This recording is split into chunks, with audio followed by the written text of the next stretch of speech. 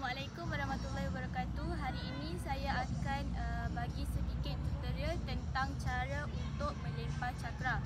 Sebelum itu kita kena tahu lempar cakra ni apa. Lempar cakra adalah acara balingan dalam olahraga yang melibatkan atlet memusingkan badan beberapa kali dalam bulatan sebelum melepaskan cakra. Okey, seterusnya kita pergi kepada teknik. Teknik dia adalah yang pertama cara-cara untuk pegang cakra. Okey, yang pertama kita perlu buka jari kita.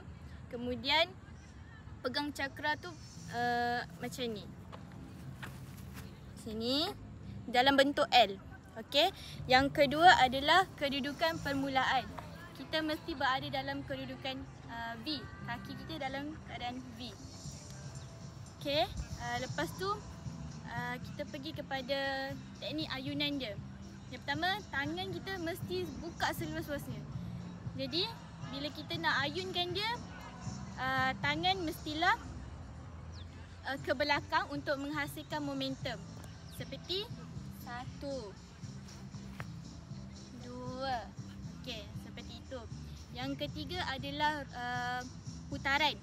Kita mesti putarkan badan kita. Contohnya macam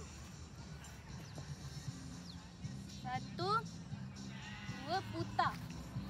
Baru kita balik. Yang keempat, lepasan. Lepasan ni lengan kita mesti dihayungkan selepas dengan sudut pelepasan sekitar 35 hingga 45 darjah. Macam ni. Okey, dan yang terakhir adalah susulan, iaitu lepaskan cakra lah.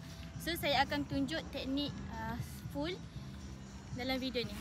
Okey, kita mesti berdiri dalam bulatan dan tempat balingan kita adalah ke arah sana. Jadi badan kita akan menghadap ke sana untuk memudahkan putaran badan. Jadi dalam keadaan bersedia, 1, 2, 3. Like that. Itu saja daripada saya. Sekian, terima kasih.